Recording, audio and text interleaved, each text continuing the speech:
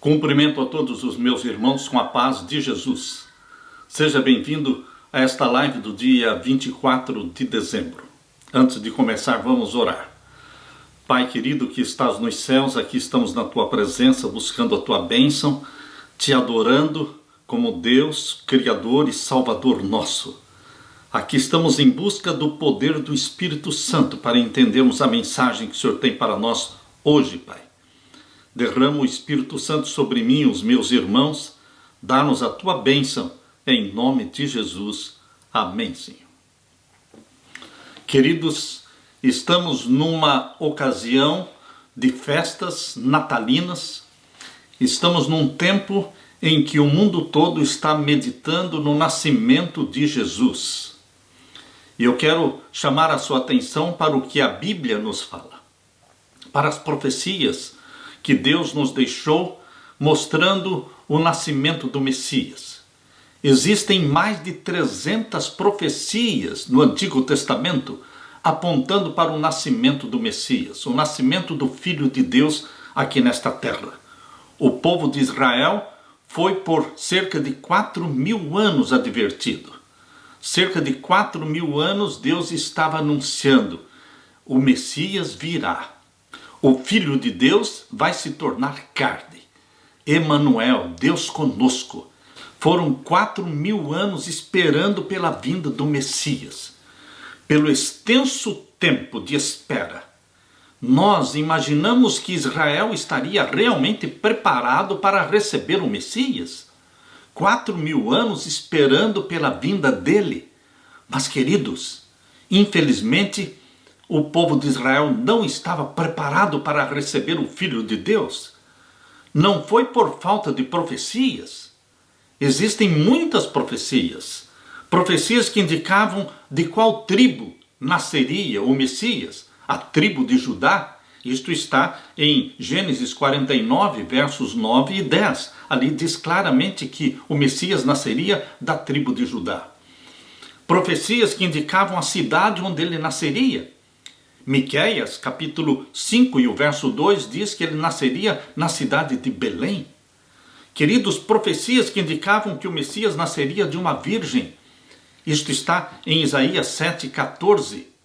E também profecias que mencionam que o Filho de Deus seria levado para o Egito, fugiriam para o Egito. Oséias, capítulo 11 e o verso 1. Seria também desprezado pela nação judaica. Isto está em Isaías capítulo 53. A profecia mostra também que o Messias seria rejeitado, seria vendido por 30 moedas de prata. Zacarias capítulo 11, verso 12. Diz também que testemunhas falsas se levantariam e o acusariam. Salmos 27, 12. A profecia de Salmos 22, verso 16 diz que o Messias morreria tendo as mãos e os pés traspassados, e o seu vestido seria repartido e a capa dele seria sorteada. Salmos 22, verso 18. A profecia de Isaías 53, 12 diz que ele morreria entre dois pecadores. Profecias que indicavam que o ministério do Messias seria desenvolvido não na capital, em Jerusalém, mas lá no interior, na Galileia. Por isso ele é chamado de Galileu. Isto está em Isaías capítulo 9, verso 1 e 2. Deus deu uma profecia também indicando o tempo.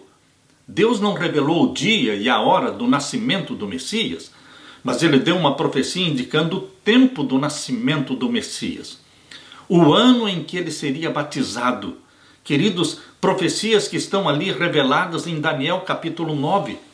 Abra sua Bíblia em Daniel capítulo 9, vamos ver a partir do verso 24. Daniel capítulo 9, a partir do verso 24. Aqui nós lemos: 70 semanas estão determinadas sobre o teu povo. Deus deu esta profecia, que era conhecida dos rabinos, dos doutores da lei. Queridos, o nascimento do Messias não era um segredo. Deus revelou o tempo do seu nascimento. 70 semanas estão determinadas sobre o teu povo, ou seja, o povo de Daniel era o povo de Israel. e sobre a tua santa cidade, para extinguir a transgressão e para dar fim aos pecados e para expiar a iniquidade. e trazer a justiça eterna, e selar a visão e a profecia, e para ungir o santo dos santos. Deus deu esta profecia de 70 semanas proféticas, 490 anos. E no verso 25, Deus diz quando esta profecia teria começo, teria início. Sabe e entende, desde a saída da ordem para restaurar e para edificar Jerusalém, até ao Messias, o príncipe, 7 semanas e 62 semanas. E as ruas e as tranqueiras se reedificarão, mas em tempos angustiosos. Deus revelou que desde o momento em que saísse o decreto para restaurar Jerusalém, que estava destruída, então existiriam 7 semanas e 62 semanas, ou seja, 69 semanas, 483 anos. Quando saiu este decreto para reconstruir Jerusalém? Foram 3 decretos. Quando você abre a Bíblia aqui em Esdras, abra a sua Bíblia. Esdras, o capítulo 6. Esdras, capítulo 6, nós lemos no verso 14. Aqui nós temos 3 decretos para a reconstrução de Jerusalém.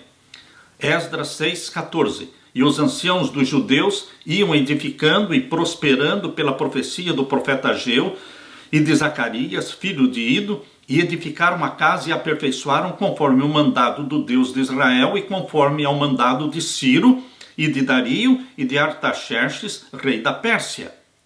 O primeiro decreto foi o de Ciro, em 537 a.C. O segundo decreto foi de Dario, no ano de 519 a.C. E o terceiro decreto foi de Artaxerxes, no ano 457 a.C. Queridos, o decreto de Artaxerxes foi o que realmente consumou e consolidou a construção de Jerusalém. Portanto, esta é a data que nós vamos pegar, 457 a.C. Se você pegar os 483 anos, ou seja, as 69 semanas aqui de Daniel capítulo 9, as 69 semanas de Daniel capítulo 9 e o verso 25.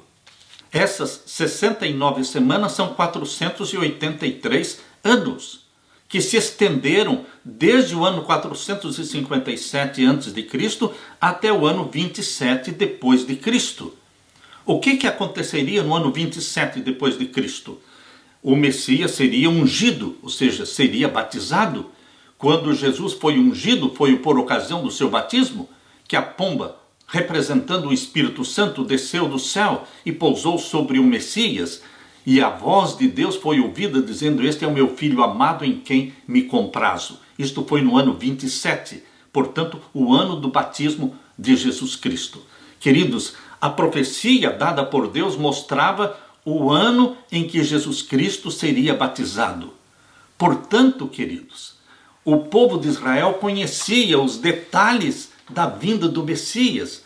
Conhecendo o ano do batismo de Jesus, eles saberiam mais ou menos o tempo em que Jesus teria nascido. É fácil entender a profecia quando nós queremos entender as profecias.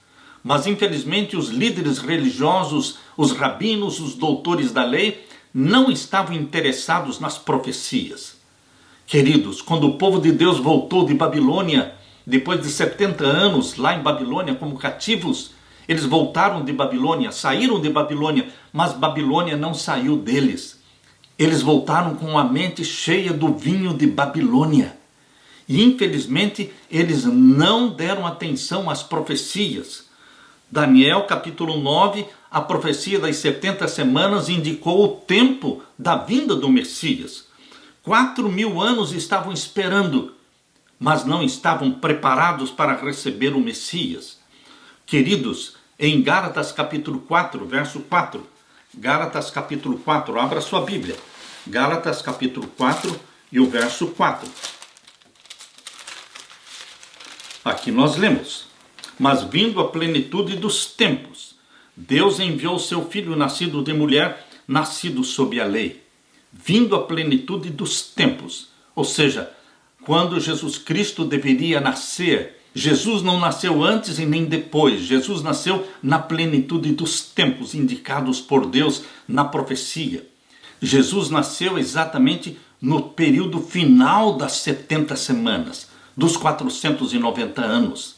Jesus Cristo foi batizado no ano 27, quando terminaram as 69 semanas, e começou então a última semana, a 70ª. A última semana de 7 anos começou exatamente no ano do batismo de Jesus, no ano 27. E se estendeu até o ano 34. E Jesus morreria, seria morto, diz a profecia, na metade da última semana. Queridos, Deus deu todas as profecias, indicou a plenitude dos tempos em que o Filho de Deus nasceria na terra, mas Israel não estava preparado. Nós convidamos você agora para ler conosco. Vamos abrir a Bíblia agora em Lucas capítulo 2. Lucas capítulo 2, vamos ver os versos 1 até o verso 7. Aqui nós lemos. Lucas capítulo 2, versos 1 até o verso 7. E aconteceu naqueles dias que saiu um decreto da parte de César Augusto para que todo mundo se alistasse. Este primeiro alistamento foi feito sendo Cirênio presidente da Síria. E todos iam alistar-se, cada um à sua própria cidade. E subiu também José da Galileia, da cidade de Nazaré, à Judéia, à cidade de Davi, chamada Belém, porque era da casa e família de Davi, a fim de alistar-se com Maria, sua mulher, que estava grávida. E aconteceu que, estando eles ali, se cumpriram os dias em que ela havia de dar à luz, e deu à luz ao seu filho primogênito, envolveu-o em panos e deitou-o numa manjedoura, porque não havia lugar para eles na estalagem. Queridos, nos campos onde Davi apacentava suas ovelhas, havia ali pastores vigiando durante a noite. Nas horas caladas da noite, eles estavam conversando entre si acerca do prometido Salvador e oravam pela vinda do rei ao trono de Davi. Queridos, por que é que Deus passou por alto os doutores da lei? Passou por alto os sumos sacerdotes? Passou por alto todos os mestres, os ensinadores? E se dirigiu especificamente para um grupo de pastores de ovelhas. Pessoas semi-analfabetas. Pessoas que não tinham todo o conhecimento das profecias. E Deus escolheu se revelar exatamente para aquele grupo de pastores de ovelhas durante a noite. Por quê? Passou por alto todos os doutores da lei. Ah, queridos, acontece que aqueles pastores que apacentavam suas ovelhas estavam falando sobre o nascimento do Messias. Estavam orando pelo nascimento do Messias. Estavam almejando o nascimento do Messias. Eles estavam realmente desejando a vinda do libertador, do Salvador. Deus não joga pérolas para os porcos. Deus dá a sua verdade, o pão da vida para aqueles que estão famintos. Dá a água da vida para aqueles que estão sedentos. Derrama o Espírito Santo sobre aqueles que estão clamando pelo Espírito Santo. Meu querido irmão, aqueles pastores, embora simples pessoas, que não tinham conhecimentos de teologia, mas eles amavam o Salvador. Eles esperavam pelo Messias. E Deus se revelou a eles. Deus não se revela àqueles que não buscam, que não querem, que não se interessam. Queridos, qual é a mensagem de Deus para você e para mim hoje? Eles, os pastores de Belém, estavam esperando pela primeira vinda do Messias. E nós hoje, o povo de Deus na terra, estamos aguardando a segunda vinda do Messias. Para quem? A quem Deus vai se revelar? Para os doutores da lei? Para os grandes teólogos de renome?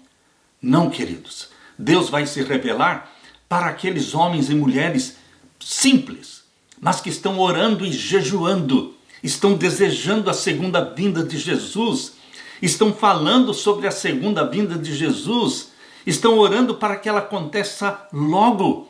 Ora, vem, Senhor Jesus, venha logo, Senhor Jesus Cristo, apressa-te, abrevia o tempo, poupa o teu povo, volte logo, querido Jesus.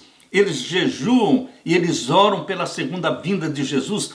A estes Deus vai se revelar, dando conhecimento sobre as profecias do tempo do fim, mostrando a proximidade da segunda vinda de Jesus. Na primeira vinda de Jesus, a nação não estava preparada. Os líderes religiosos não estavam preparados. Mas existia um pequeno remanescente que estava orando e jejuando pelo nascimento do Messias. Hoje também, meu querido irmão, existe um pequeno remanescente que jejua e ora pela segunda vinda de Jesus Cristo, pelo batismo da chuva serôdia do Espírito Santo. A estes Deus vai se revelar. Aqui nós lemos agora em Lucas capítulo 2 e o verso 8 em diante. Ora, havia naquela mesma comarca pastores que estavam no campo e guardavam durante as vigílias da noite o seu rebanho. E eis que o anjo do Senhor veio sobre eles, e a glória do Senhor os cercou de resplendor, e tiveram grande temor. E o anjo lhes disse: não temais, porque eis que aqui vos trago novas de grande alegria, que será para todo o povo. Pois na cidade de Davi vos nasceu hoje o Salvador, que é Cristo, o Senhor. E isto vos será por sinal: achareis o menino envolto em panos e deitado numa manjedoura. E no mesmo instante apareceu com o anjo uma multidão dos exércitos celestiais, louvando a Deus e dizendo: glória a Deus nas alturas, paz na terra, boa vontade para com os homens. E aconteceu que, ausentando-se deles os anjos para o céu, disseram os pastores uns aos outros: vamos, pois, até Belém, e vejamos isso que aconteceu, e que o Senhor nos fez saber. E foram apressadamente e acharam Maria e José e o menino deitado na manjedoura.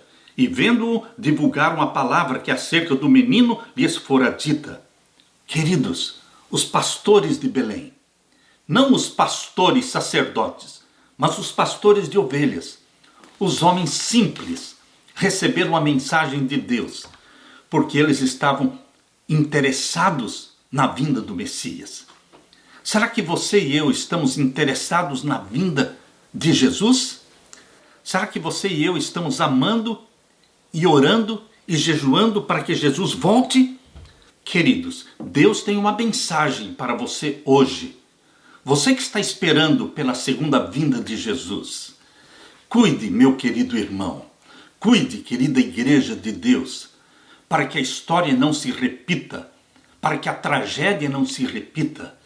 Porque a igreja de Deus, naquele tempo, na primeira vinda de Jesus, não estava preparada para receber o Messias. Será que a igreja de Deus hoje está preparada para receber Jesus Cristo em sua segunda vinda, gloriosa, poderosa? Queridos, a história vai se repetir. Mas Deus tem um remanescente hoje, como tinha naquele tempo. A Bíblia também nos conta a história daqueles magos que estavam lá no Oriente. Magos que não eram do povo de Deus, queridos. Eu convido você para abrir a Bíblia em Mateus capítulo 2. Abra a sua Bíblia em Mateus capítulo 2. Vamos ver aqui o verso 1 e o verso 2. Mateus capítulo 2 e o verso 1 e o verso 2. Aqui nós lemos: tendo nascido Jesus em Belém da Judéia, no tempo do rei Herodes, eis que uns magos vieram do Oriente a Jerusalém.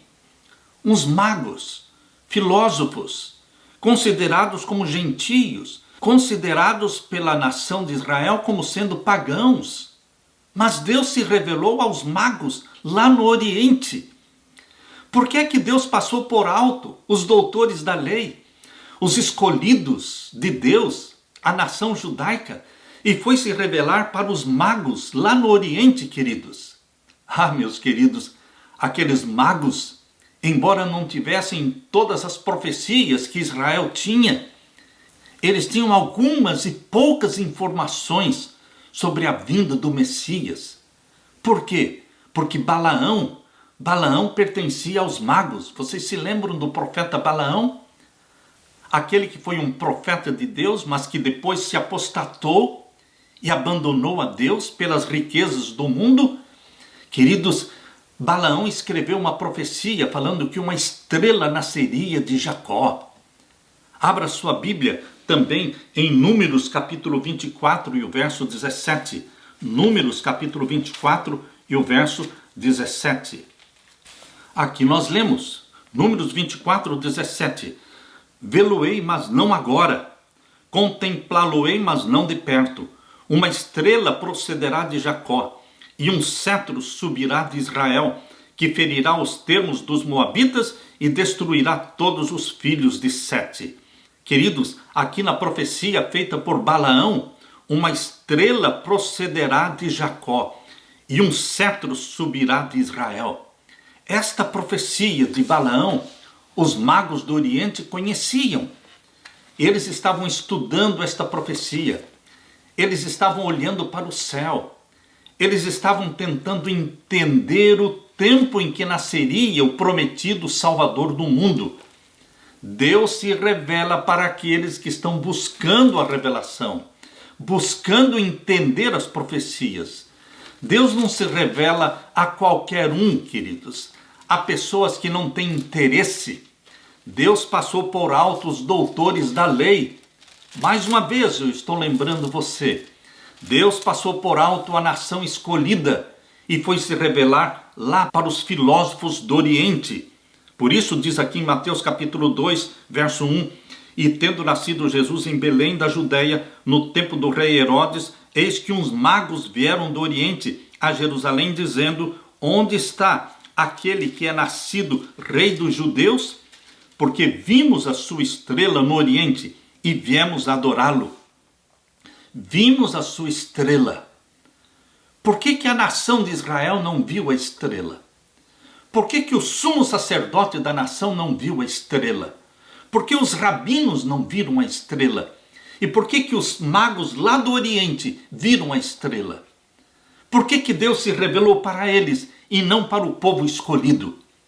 Queridos, o povo escolhido estava apostatado, estava distante de Deus, não estava interessado na vinda do Messias.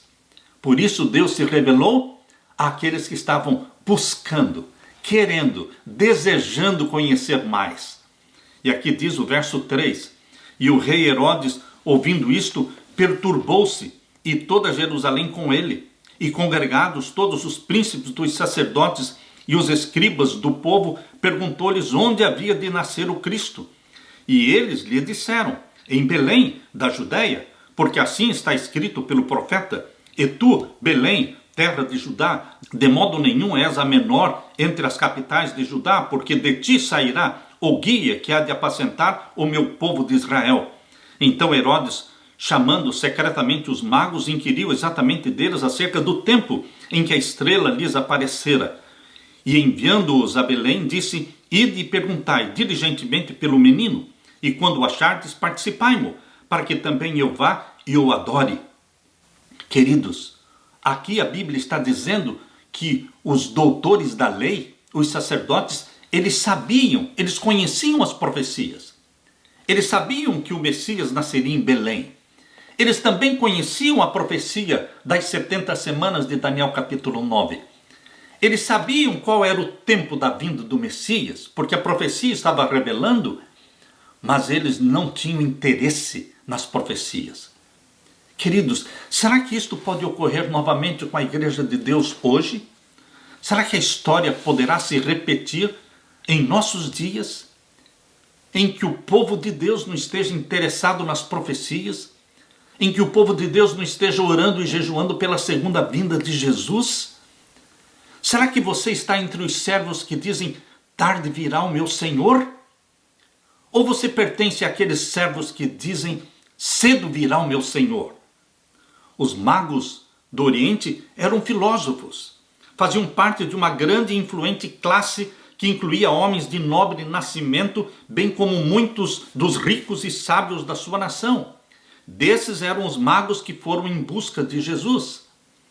A luz de Deus está sempre brilhando entre as trevas do paganismo. A luz de Deus sempre está brilhando entre as trevas do paganismo. Ao estudarem estes magos, o céu estrelado, procurando sondar os mistérios ocultos em seus luminosos caminhos, eles viram a glória do Criador. Buscando mais claro entendimento, voltaram-se para as escrituras dos hebreus. Está falando dos magos. Eu estou lendo o livro Desejado de Todas as Nações. E ali diz, guardados como tesouro havia em sua própria terra, ou seja, lá em Babilônia, escritos proféticos que prediziam a vinda de um mestre divino. Balaão pertencia aos magos, diz o livro Desejado de Todas as Nações, conquanto fossem tempos profeta de Deus, pelo Espírito Santo predisse a prosperidade de Israel e o aparecimento do Messias, e suas profecias haviam sido conservadas de século em século pela tradição. Os magos viram uma luz misteriosa nos céus. Naquela mesma noite em que os anjos apareceram para os pastores nos campos de Belém, apacentando suas ovelhas, naquela mesma noite em que aquela luz sobrenatural apareceu no céu, os magos lá no Oriente perceberam aquela luz misteriosa no céu. Naquela noite em que a glória de Deus inundou as colinas de Belém, quando aquela luz dissipou, surgiu uma luminosa estrela que permaneceu no céu. E agora os magos estavam olhando para uma estrela. Dissipou-se a luz e agora surgiu uma estrela no céu. Não era uma estrela fixa, nem um planeta. O fenômeno despertou o mais vivo interesse dos magos. Aquela estrela era um longínquo grupo de anjos resplandecentes. E então os magos consultaram os sacerdotes, consultaram filósofos, examinaram os rolos dos antigos registros e encontraram ali, em Números 24, verso 17, a profecia de Balaão que dizia: uma estrela procederá de Jacó e um cetro subirá de Israel. Os magos acolheram com agrado a luz da verdade enviada pelo céu. E agora era sobre eles derramada em mais luminosos raios. Foram instruídos em sonhos a ir em busca do recém-nascido príncipe, o Messias. Como Abraão, um dia, no passado, saiu de Ur dos Caldeus sem saber para onde ia, pela fé, Hebreus capítulo 11, verso 8, assim também os magos saíram lá do Oriente, pela fé, sem saber para onde a estrela os conduziria. Não vieram de mãos vazias.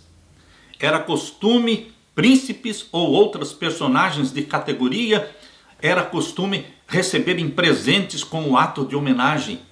E os mais ricos, dons proporcionados por aqueles magos foram levados como oferta para aquele em quem haviam de ser benditas todas as famílias da terra.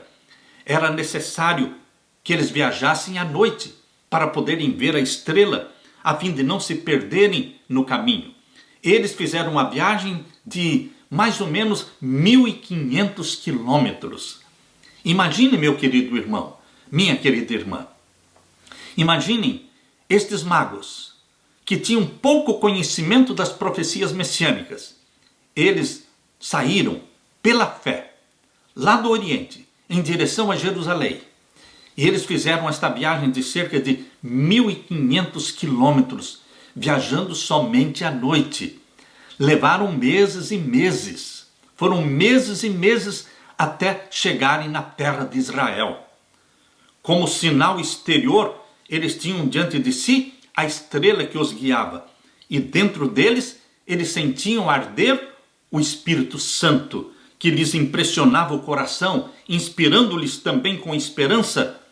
Se bem que longa, a viagem foi feita com alegria.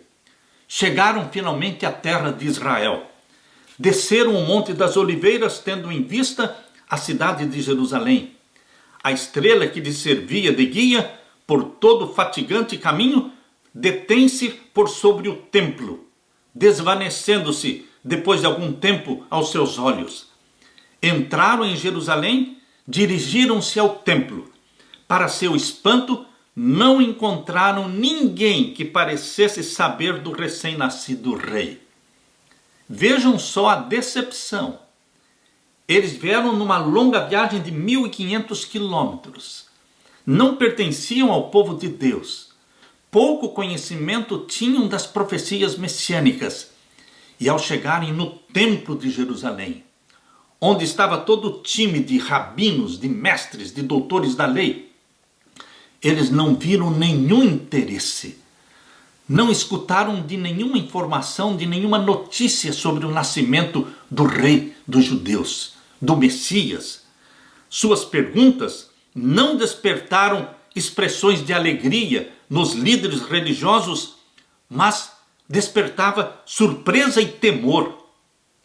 A chegada dos magos foi prontamente divulgada por toda a cidade de Jerusalém.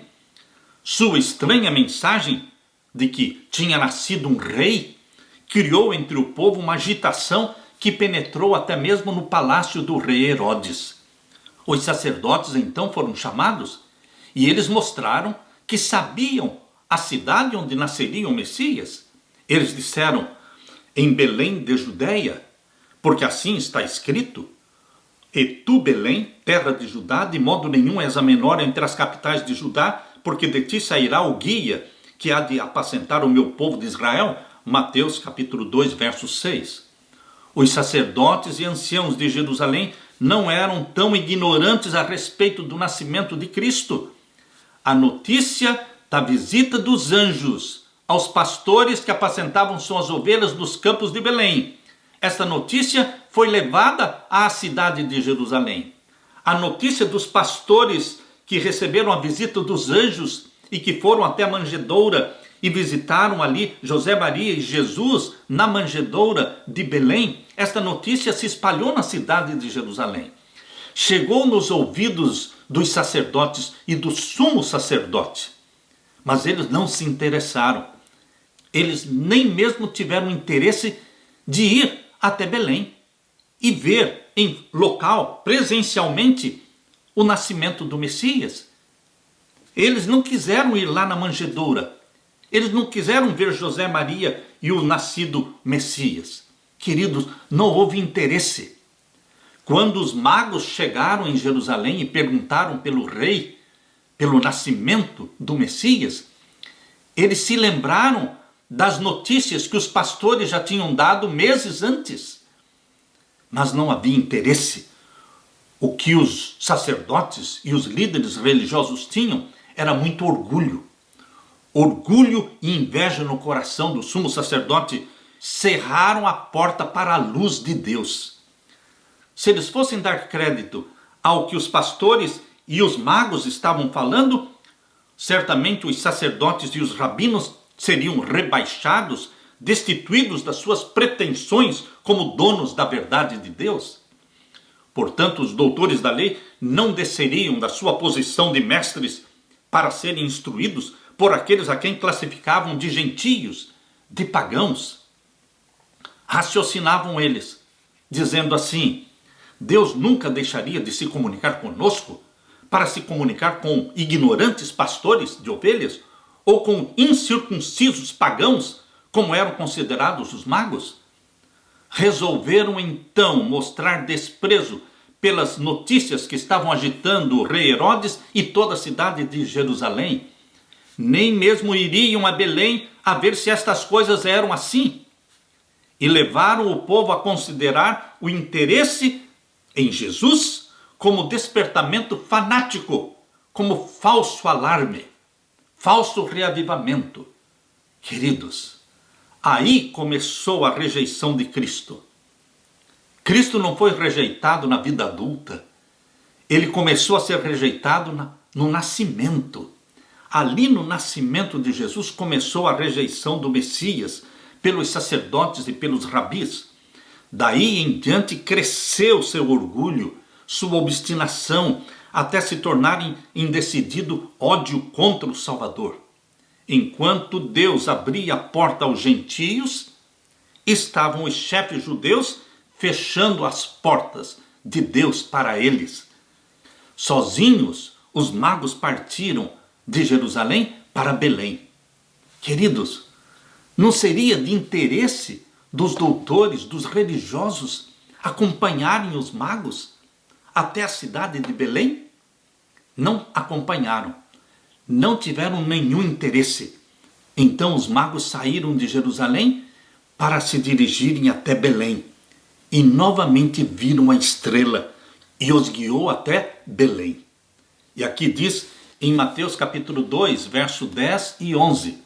Mateus 2, versos 10 e 11. E vendo eles a estrela, alegraram-se muito com grande alegria. E entrando na casa, acharam o menino. O menino não estava mais na manjedoura. Já se passaram muitos meses, talvez mais de um ano provavelmente. E entrando na casa, diz aqui o verso 11, acharam o menino com Maria, sua mãe, e prostrando-se, o adoraram.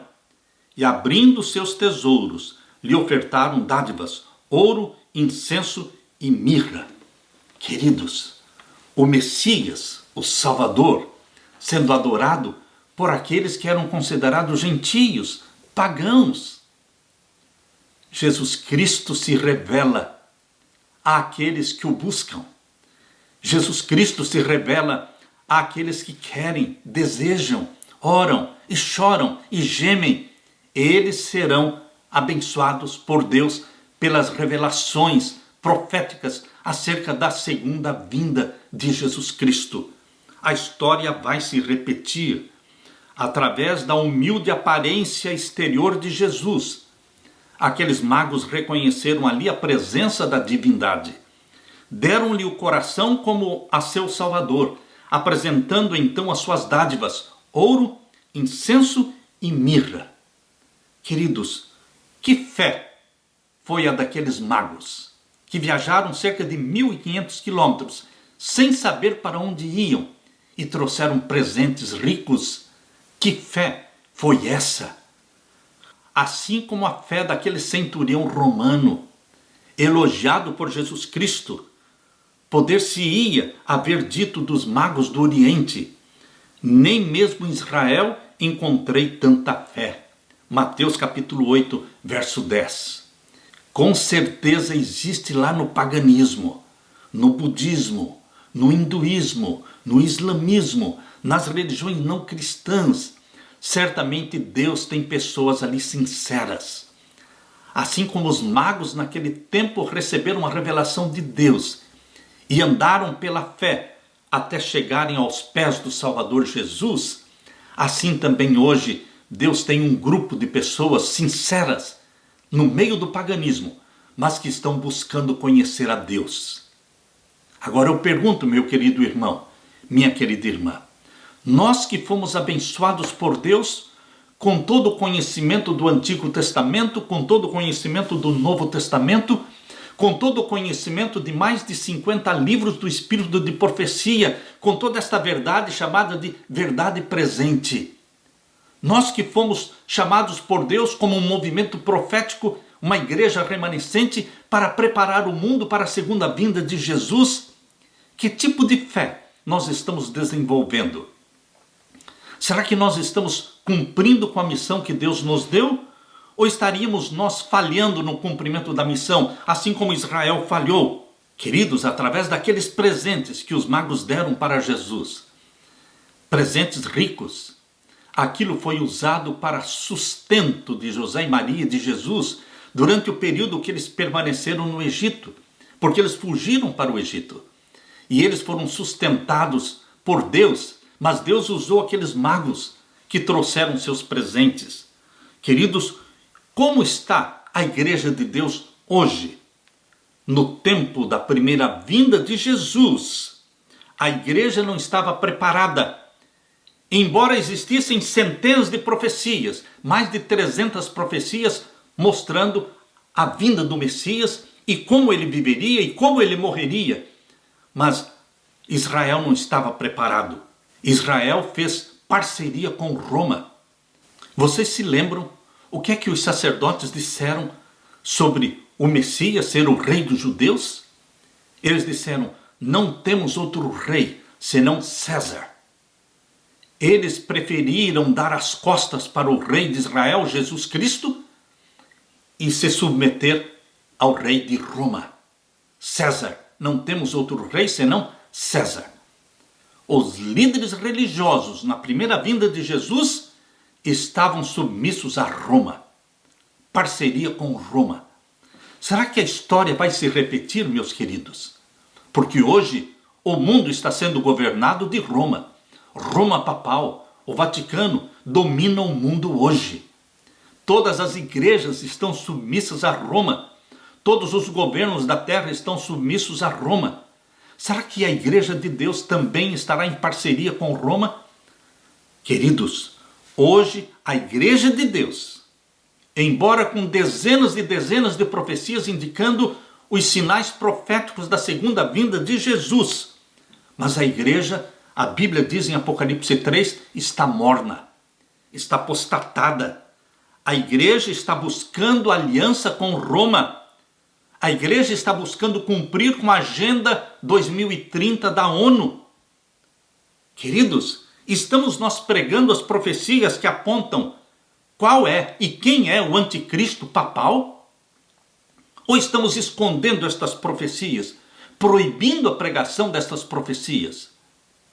Conversando com um amigo, membro da igreja, esta semana, ele disse, eu tenho um amigo que é pastor, e ele estava sendo entrevistado para vir ser pastor nesta conference onde eu estou, neste estado onde eu estou.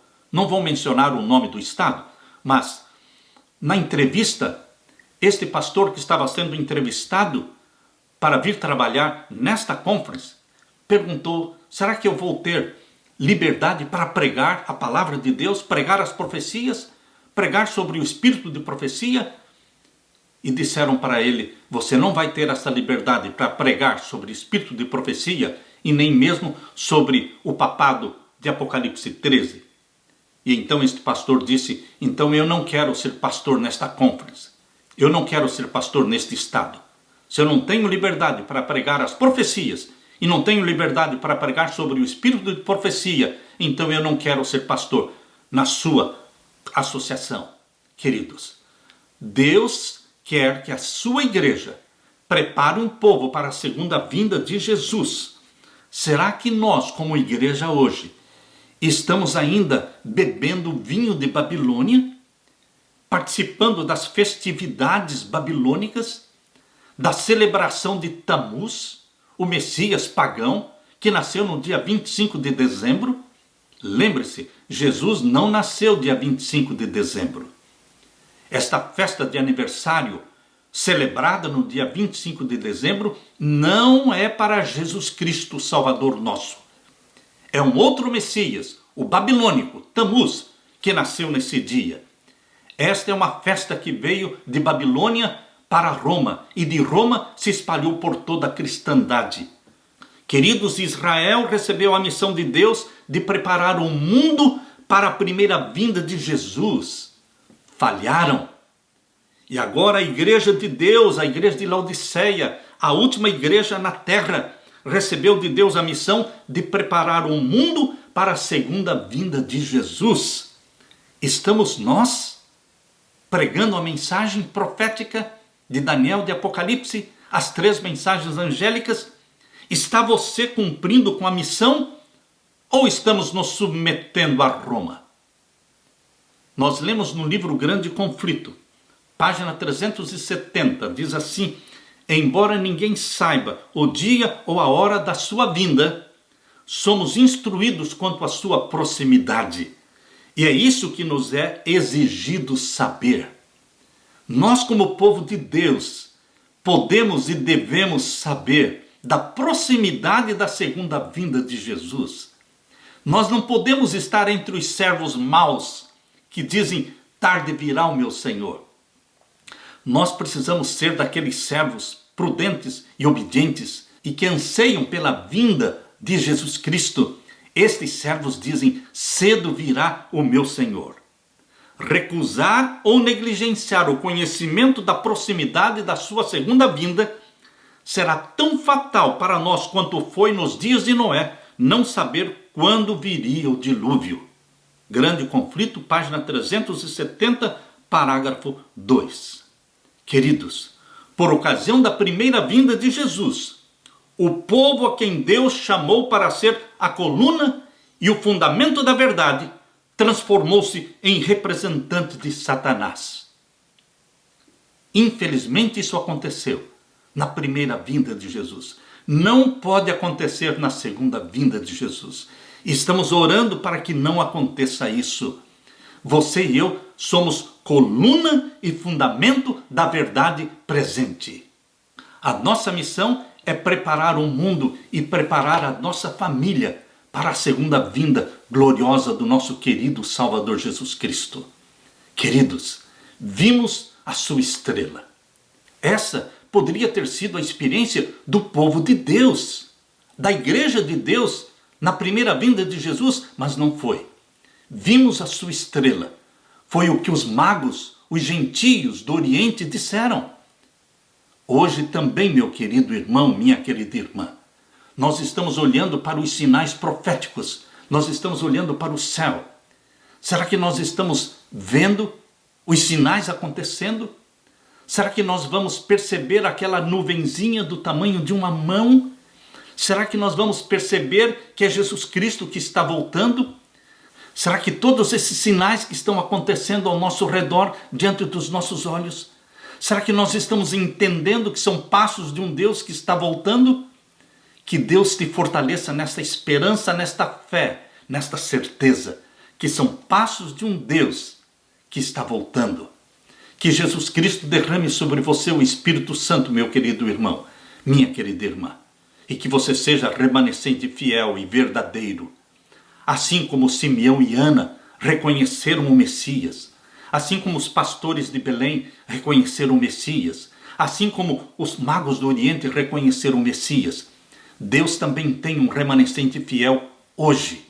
E você está sendo convidado para fazer parte deste remanescente e pregar esta mensagem. Jesus em breve virá. Aleluia! Deixo com você este desafio e deixo com você a bênção e a paz que só o meu Jesus pode dar. Amém.